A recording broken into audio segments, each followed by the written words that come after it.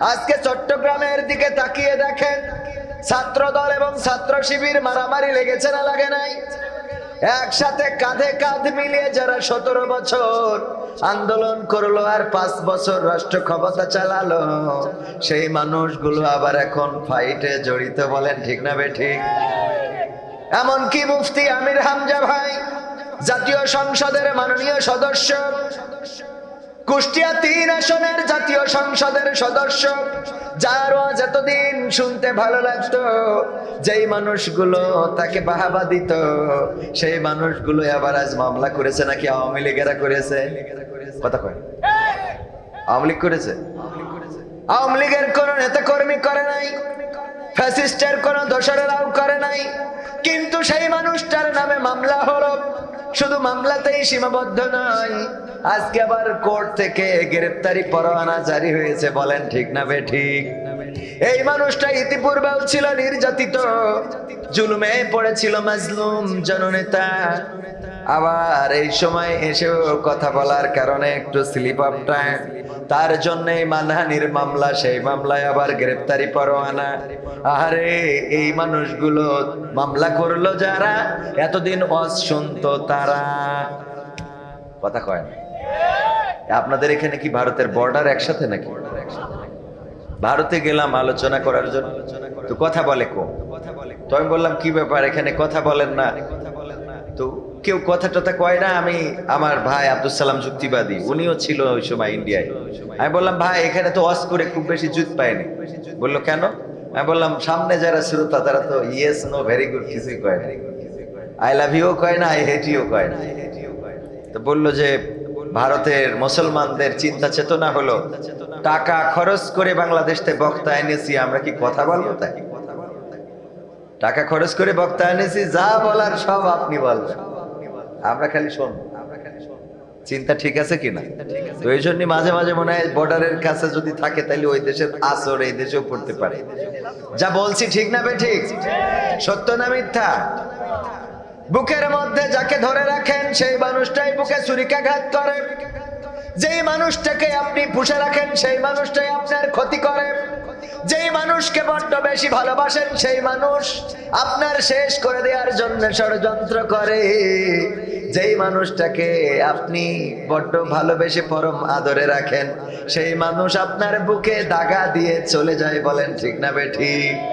এই জন্য মনে হয় শিল্পী গেয়েছে, আপন মানুষ চেনা বড়ই দায় রে, আপন মানুষ বোঝা বড়ই দায়। ঠিক না বেঠিক? আপন মানুষ চেনা বড্ড দায়। কোন মানুষগুলো আজকে মামলা করে, কোন মানুষগুলো স্টেজে বাধা দেয়, যেই মানুষগুলো আগে স্টেজের পাশে বসে ওয়াজ শুনতো আর বাহাবা দিত, সেই মানুষগুলো আবার এখন মামলা করে, সেই মানুষগুলো আবার এখন বাধা দেয়, সেই মানুষগুলো আবার নানান ভাবে হয়রানি করে। আহা, এই কি আমাদের ভালোবাসা ছিল?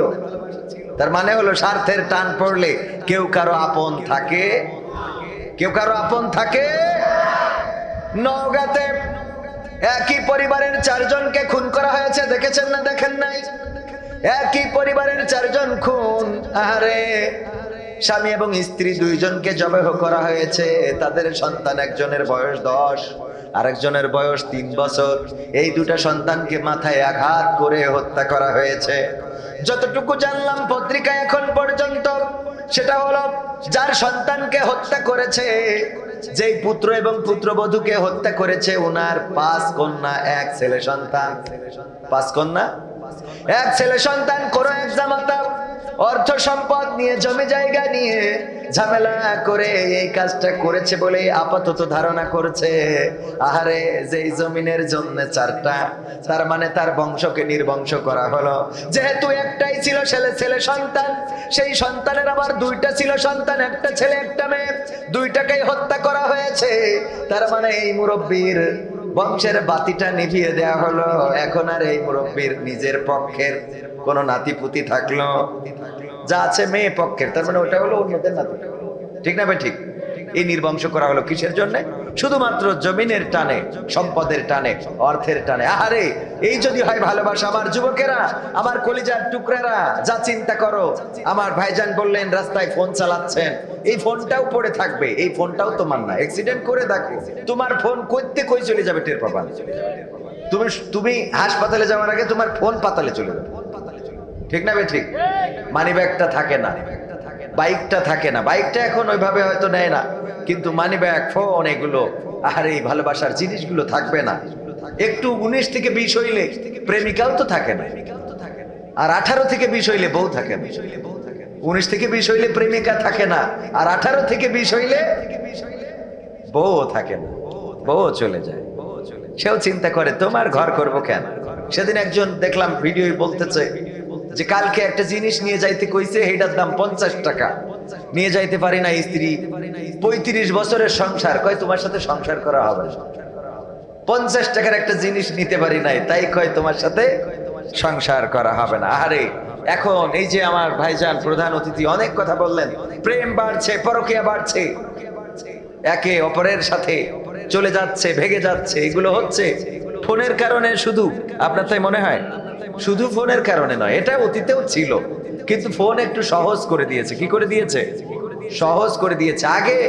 আগেও অপরাধ ছিল না এরকম না। যেমন আমার ভাইজান বললেন প্রতি বছর যদি 2 জন করে মুসাল্লি হইতো, তাও 12তম মাহফিল 24 জন মুসাল্লি হয়ে যেত, ঠিক কিনা? তো 12 বছর এই মাহফিলটা হয় বলে হয়তো মসজিদে এখনো কিছু মুসাল্লি আছে, তা না হলে ওগুলো বেরোয় যেত। কথা কয় না? ওগুলো হয়তো পাওয়া যেত, কিছু তো অন্তত কাজ হয়। একদম কাজ হয় না এরকম না, আমাদের কিছু টাকা পয়সা হয়, আমরা কিছু খাইতে পারি। কথা কয় না? এই ওসিলায় বাদাম বিক্রেতারা, এই যে চটপটি কটকটি, ওরাও টার্গেটে থাকে হুজুরের কানে মাহফিল হবে, তাই না? ওদেরও কিছু বেচা কিনা হয়। প্রজেক্টর যে ভাড়া দেয়, এই ওসিলায় তার ভাড়াটা চলে। ওখানে একটা প্রজেক্টর লাগাই দিয়েছে, মা বোনদের কিছু পয়সা হয় না, কিছু তো রুজি হয়, কিছু তো হয়। আবার এই ওসিলায় প্রেমিকারে বলে বাদাম কিনে দিবা না, আইসেন। হ্যাঁ, মজা পাইলেন না? এই কথা না বললে তো আপনাদের মজা লাগে না, ঠিক না? ঠিক। এইগুলো আসলে বাস্তবতা। কি হুজুর, এগুলো বাস্তবতা। যাই হোক, জোয়ালা পাড়পাড়া জামে মসজিদের উদ্যোগে আয়োজিত 12তম তাফসিরুল কোরআন মাহফিলের সম্মানিত সভাপতি, আমার পাশে বসা জনাব মোহাম্মদ আলী শেখ সাহেব, যিনি সভাপতি পাড়পাড়া জামে মসজিদ। আল্লাহ রাব্বুল আলামিন আমাদের মুহতারামকে হায়াতে তাইয়্যিবা নসিব করে দিন, পড়ছি আমিন। এছাড়া প্রধান অতিথির আসন অলঙ্কৃত করেছেন জনাব মোহাম্মদ কামরুল ইসলাম পাড়। উনাকে কেন্দ্র করে পাড়পাড়া নাকি? ও, এটা পাড় ওনার পদবী। আলহামদুলিল্লাহ। না, আমি পাড়পাড়া তো যাই হোক, সহকারী অধ্যাপক ডিআরএমএম ইউনাইটেড আইডিয়াল কলেজ সাতক্ষীরা। এছাড়া বিশেষ বক্তার আলোচনা করেছেন হযরত মাওলানা মোহাম্মদ শামীম রেজা সিদ্দিকী হাফিজাহুল্লাহ, যিনি দারুণ আলোচনা করছিলেন আপনাদের মাঝে। পরিচালনায় রয়েছেন হযরত মাওলানা দেলোয়ার হোসেন সাহেব, যিনি আরবি প্রভাষক, নাংলা পিএস জে ফাজিল মাদ্রাসা। এছাড়া স্টেজে আরো গণ্যমান্য ব্যক্তিবর্গ আছেন। আমার সামনে আজকের মাহফিলের প্রধান আকর্ষণ, আপনারা না থাকলে মাহফিলটা সুন্দর হতো। আমার পাশে দাঁড়ানো কলিজার টুকরা যুবকেরা, যাদের এখনো এনার্জি আছে, 1 ঘন্টা 1.5 ঘন্টা দাঁড়িয়ে থাকলেও কোনো অসুবিধা হয় না। অনেক মুরব্বী আছে, জানা যায় যে বক্তৃতা যদি লম্বা হয়, মুরব্বী দেখা যায় আস্তে করে বসে পড়ে। অনেক জানা যায় আমি খেয়াল করে দেখি। আর এখন তো জানাজাগুলো হয়ে গেছে রাজনৈতিক মঞ্চের আড্ডা খান, ঠিক না? ঠিক। যেই দলের এই দলের নেতারা আসে, এসে যা মন চায় বক্তৃতা দিতে থাকে। জানা যায় বক্তৃতা দেওয়া, এটা আমি ব্যক্তিগতভাবে অসমর্থন করি। এমনকি আমার ওসিয়তের মধ্যে এটাও যে আমার জানা যায় ওই সব বক্তৃতা দেওয়া যাবে। আমার জানা যায় আসবে, টাইম মতো দাঁড়াবে, জানাজা পড়ে চলবে। জানা যায় এসে যারা বলে যে আমাদের কবির বিন সামাদ তার ইন্তেকালে অপূরণীয় ক্ষতি হলো, ও সারা জীবন প্রত্যাশা করি যে কবে মারবে। কথা কয় না? অতিথি যদি ভুল বলি বললেন যে ভুল বলি, সারা জীবন যে শত্রুতা করিছে, হ্যাঁ, এসে ওখানে বলে যে তার চলে যাওয়াতে আমাদের অপূরণীয় ক্ষতি হইল। তোর ক্ষতি তো তার ভালো হইল, রাস্তা ক্লিয়ার হইল, তুমি এসে এনে পাম মারো। আমার লাশ নিয়ে এই ধান্দাবাজি এই ভণ্ডামি করতে দেবো না। কথা ঠিক আছে তো? আপনারাও পারলে এগুলো ওসিয়ত করেন। ওসিয়ত পালন করা পরিবারের জন্য হক। 4টা হক রেখে যায়। কয়টা? 4টা। 1 নম্বর হক হলো অতি দ্রুত তার দাফন কাফনের ব্যবস্থা করা। আপনি কোন আত্মীয় ঢাকায় থাকে, কোন আত্মীয় আমেরিকায় থাকে, তার আসার জন্য বসে থাকা, এটা হকের মধ্যে পড়ে না। অতি দ্রুত তার দাফন কাফনের ব্যবস্থা করা, এটাই হলো 1 নম্বর হক। 2 নম্বর হলো যদি তার কোনো ওসিয়ত থাকে, সেই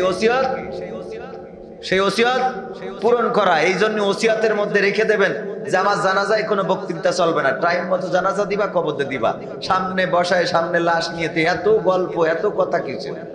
হেদায়েত সারা জীবন আজকরি হয়নি তো জানাজায় ওই 5 মিনিটে কি হেদায়েত হবে? কথা কয় না। এনে সেই মাগরিব থেকে আসর থেকে ওয়াজ চলতেছে, তাই মসজিদে ঢুকতে পারলাম না। রুয়েনে জানাজায় দাঁড় করে তুমি 20 মিনিট কথা বলি, সব হেদায়েত করে মসজিদে ঢুকে যাওয়া। ও জানাজা পড়ি পরে 4 দোকানে বসে। ঠিক না ভাই? ঠিক। তাইলে 2 নম্বর ওসিয়ত করা, 3 নম্বর ওসিয়ত পালন করা, 3 নম্বর হলো তার যদি কোনো ঋণ থাকে সেটা আদায় করে দিয়া, আর সে যদি টাকা পায় তাও সেটা দিয়ে দিয়া। ঠিক আছে তো বাবা? খালি সভাপতি সাহেব মরে গেলি কয় পরিবার থেকে আমরা বলছি যদি ওনার কাছে কেউ টাকা পান জানাবেন, আমরা শোধ করে দেবো। তা উনি যে 20 জনের কাছে পাবে ওইটা কিটা কবে? বরং বলতে হবে আমার আব্বা যার কাছে টাকা পাবেন দিয়ে যাবেন, না হলে বলে ঠ্যাং ভেঙে দেবো। ঠিক আছে তো? কারণ উনি তো চলে গেলেন, উনার পরিবার যদি এই টাকাটা মাফ না করে দেয়, জানলেও না, মাফও করলো না, আপনি তো পরকালে ধরা খেয়ে যাবেন। বোঝেন না মনে হয়? পরকালে তো ধরা খেয়ে যাবেন আপনি। আর উনার কাছে যারা পাবে 1 বছর পরে হলো, 5 বছর পরে হলো, উনার পরিবার আছে, শোধ করতে পারবে। ঠিক না ভাই? ঠিক। হ্যাঁ, এই জন্য ওইটা গুরুত্বপূর্ণ বেশি। তাইলে ঋণ শোধ করা, উনি পাইলে সেটাও দিবেন, উনি না পাইলে উনার কাছে পাইলে সেটাও নিবেন, কোনো অসুবিধা নেই। 4 নম্বর হলো যে সম্পদ রেখে যাবে সব ছেলিগের নামে লিখে দিয়ে মেয়েদের বঞ্চিত করে। হ্যাঁ, ও ভুল বলেছি, এটা ভুল হয়েছে।